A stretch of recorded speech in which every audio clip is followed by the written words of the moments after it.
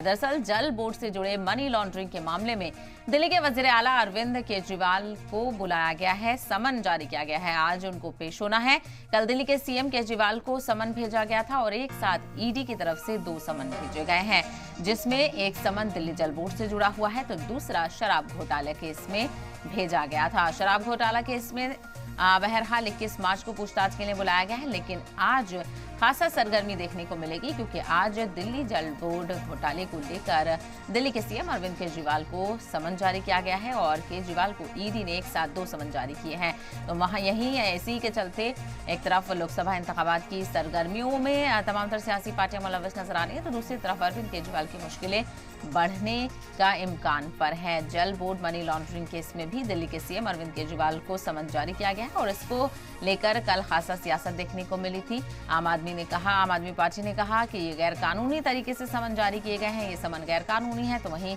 BJP ये कहती भी नजर आई कि समन कानूनी तरीके से जारी किए गए हैं और आम आदमी पार्टी की तरफ से इल्जाम लगाया गया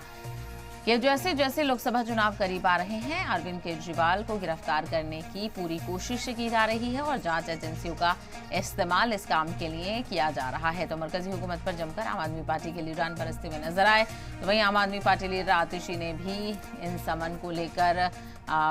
मरकजी हुकूमत पर निशाना साधा। उन्होंने कहा कि ये समन गैर कानूनी है और जैसे ही एक समन जारी हुआ